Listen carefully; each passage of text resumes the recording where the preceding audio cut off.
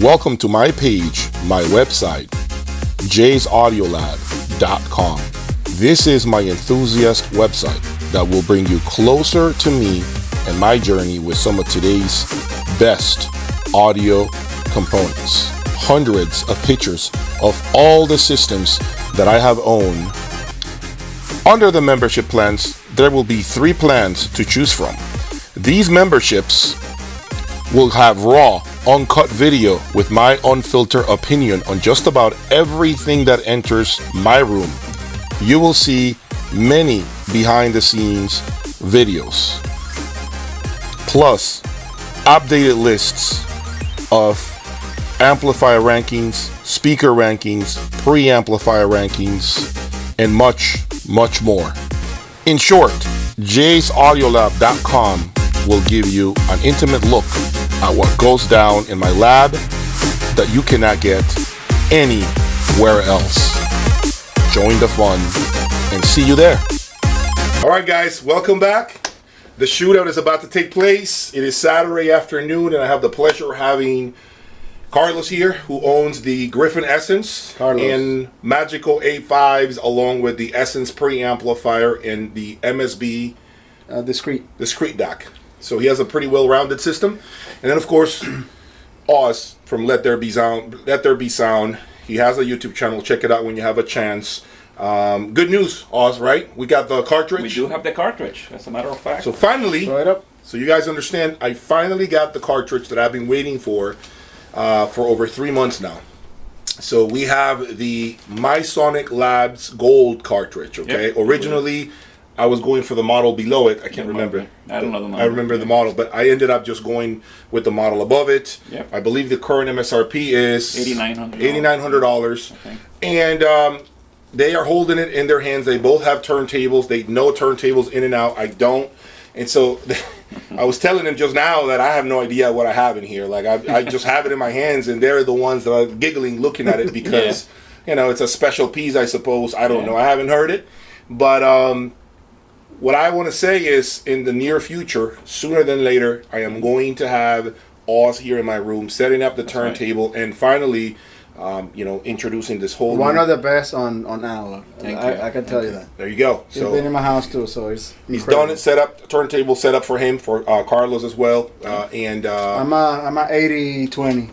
80-20. Yeah. Carlos is just getting started, by the way.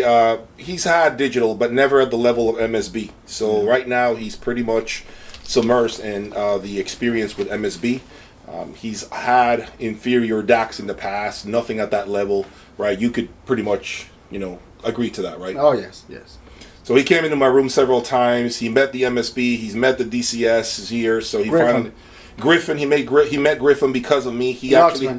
Luxman, Gryphon, the Coliseum is the one you loved in the beginning. Yeah, the Coliseum got me into Gryphon. So now he's into Gryphon with magical speakers as well. And for a minute, right, you were trying to move on from the A5s into another speaker, and you went around and listened to... What did you listen to? Tell the followers. Actually, I listened to the Joseph Audio. And some... The Pearls? The Pearls, I think, yes. Okay. And the Wilsons... Sophia? The Sophia, yeah. They're good. I mean, they're not bad. Focals too, right? The Diablos, right? The bookshelves. The bookshelf, yes, the Diablos. And no, I kept my A5s, yes. So what is it that you feel that yours is doing that you couldn't find with those? Oh, the A5, I have it more than a year already, and the clarity, the bass, the soundstage is awesome. The voice of whoever's in front of me, it's super clear. So I love. You like the clarity of the A5. That's something that draws you to the speaker. Yes. It never sounds dark. It never sounds like it's just too warm. At all. In the beginning, you know that I had some battles with it. The electronics has to do a lot. The cables has to do a lot. But after umping up the game, it got better. So now that finally after he meets the magical A5s, takes them home. I remember he was trying to locate what components to buy, and he ended up with Gryphon, as I said, in the MSB DAC. Now he understands what I've been saying to you guys and preaching constantly. Once you get to a magical speaker, the responsibility is much greater.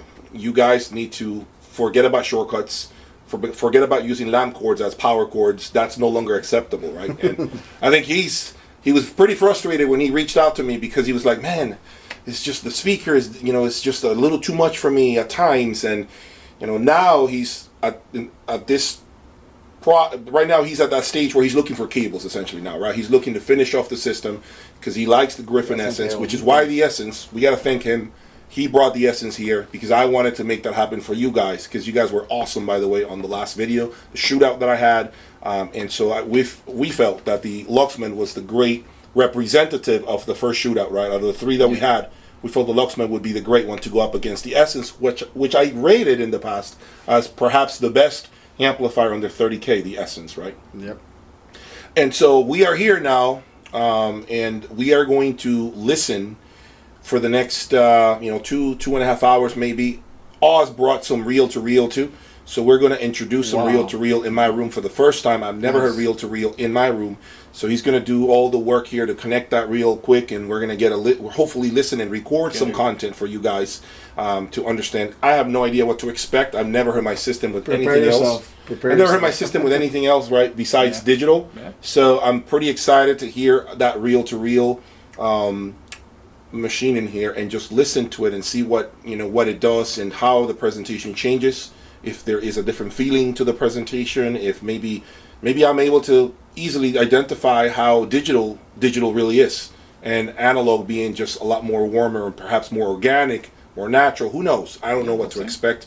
So I'm hoping that the takeaway is a good introduction for things to come once I get the turntable. That's right. So I think he did a great thing, Oz. Thank you, Oz, for bringing that reel-to-reel. You're welcome. And should be fun. He's kind of like just conditioning me for what's about to come.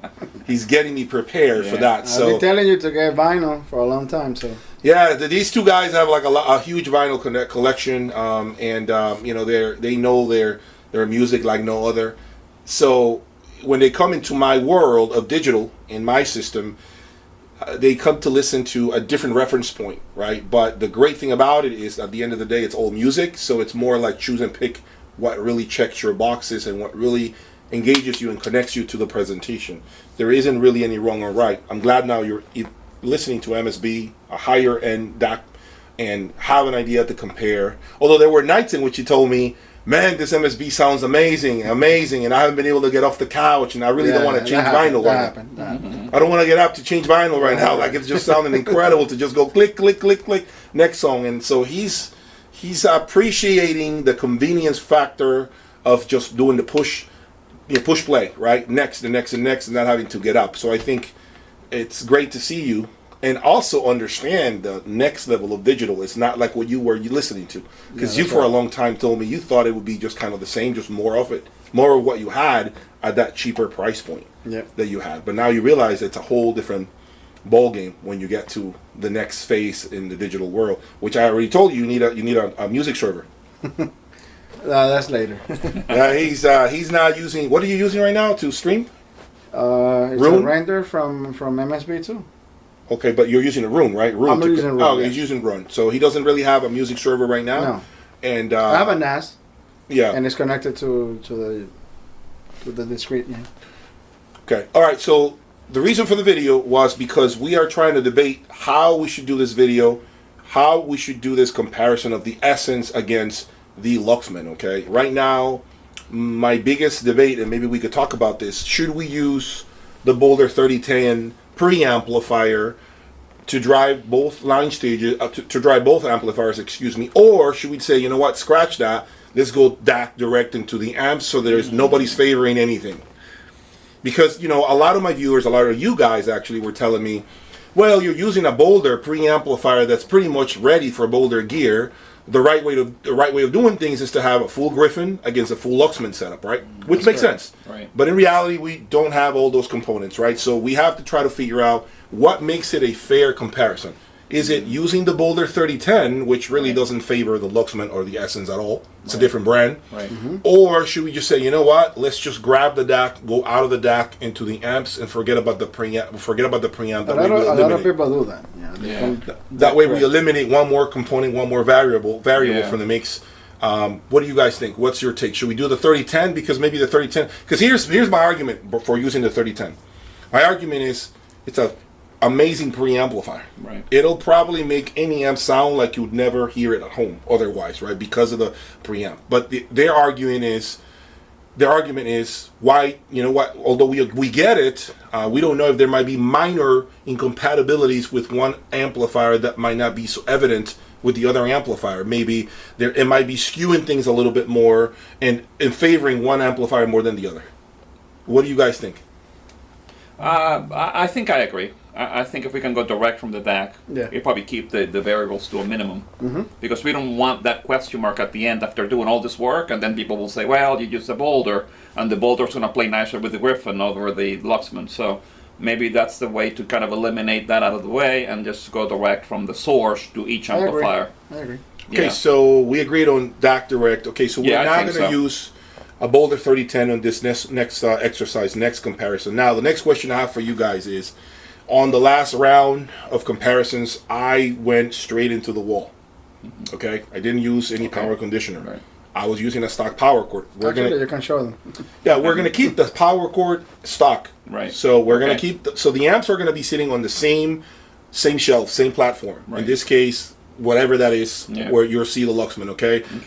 But we're gonna stick to stock power cords because again, the same argument can become a conversation of, well, if you use your Shooutout, it may sound better with Luxman and not so good with Gryphon. That's correct. Yes. And then I'm not about to start chasing 10 power cords. We'll be here all weekend long. Exactly. Yeah. So we're gonna keep it with a stock power cord for that reason. Now the question I have is, should we do it a little different and forget about the outlet and go straight into the strum tank for the first time ever? Because the strum tank can handle both. I know that for a fact. We can do that. Yeah, I don't have a problem with that. We can do it. Actually, it's gonna be good for me because then I know. I make a sale. He buys a strum tank. If I blow his mind, you know, if there is an opportunity, maybe we can even. You know what we could do is once they're cooking, once the amps are up and running, hitting their stride, we can do a couple of recordings without, you know, any sort of like strum tank, and then quickly just unplug it and plug it into the strum tank. It's not going to take that much. It's only one power cord. Unplug it and plug it elsewhere and start again, like push play again. Sure. All right, so maybe this time, guys, we're going to give you into the wall. You get to hear both amplifiers, and then you're going to get to hear them into the strum tank, and then you guys will get to vote. So, are you all ready? We're ready. Let's do it. All right, guys. After this, I will post another video of our impressions after the Shooutout is complete. So we're going to be here for about 2 hours at very minimum, just going at it, because we want the amps to really have an opportunity to, you know, hit their stride and warm up. So there is no like, oh, you should have kept the amp on for another 30 minutes. I want the amps to have at least 45 to an hour of just hitting music before we do the evaluation, the critical evaluation, and hopefully I can record some content for you guys too. So stay tuned. All right.